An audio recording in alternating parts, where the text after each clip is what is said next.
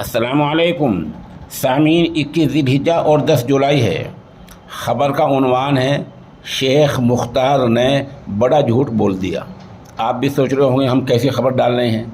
ख़बर इसलिए अपलोड करनी पड़ गई है, अभी चंद घंटे पहले हमने हज़रत मौलाना ताहिर हुसैन गयावी रहमतुल्लाह अलैह के इंतकाल की ख़बर अपलोड की थी। उस ख़बर के देखने के बाद शेख मुख्तार ने वाहियात तरीके से किसी ग्रुप में पोस्ट डाल दी कि अभी मौलाना ताहिर हुसैन गयावी बाकायदा हयात हैं, ज़िंदा हैं, और मैं ज़रूरी वजाहत कर रहा हूँ, लोग यकीन न करें और लोग मुझसे बात करें, और ये सब मरने की इंतकाल की पोस्ट झूठ डाल रहे हैं। ये पोस्ट जमात उलमा ज़िला गाज़ियाबाद के ग्रुप में आई, जहाँ से इमाम फ़ारूक ने डांसने से हमारे पास भेजी।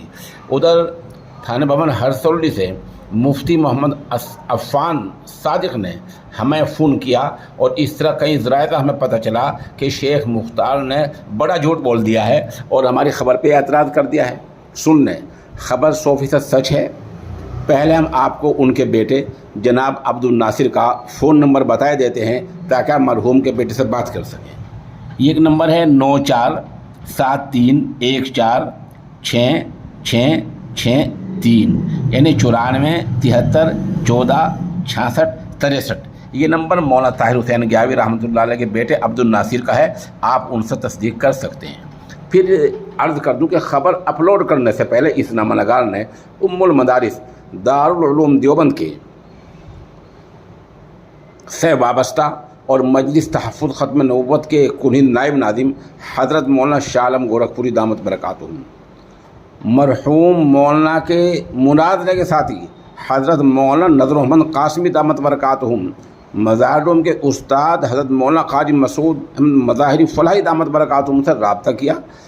उन तमाम से मालूमात हासिल करने के बाद फिर आखिर में और मज़ीद शरह क़ल्ब के लिए इत्मीनान के लिए अमारत शरियत बिहार उड़ीसा के नायब अमीर हज़रत मौलाना शमशाद रहमानी दामत बरकातुहू से रब्ता किया। इतनी तस्दीक़ात के बाद मैंने ये ख़बर अपलोड की थी। ख़बर अपलोड होने के कुछ देर बाद शेख मुख्तार ने वाहियात पोस्ट डाल दी कि मामला झूठा है और उनका इंतकाल नहीं हुआ है। बहरहाल आप भी तस्दीक करें, हमने आपको उनके बेटे का नंबर दे दिया है, और शेख मुख्तार पर एक बार नहीं 100 बार लानत भेजें। नऊज़ुबिल्लाह नऊज़ुबिल्लाह नऊज़ुबिल्लाह 3 बार लानत भेजें कम से कम। इसने बड़ा झूठ बोल दिया है।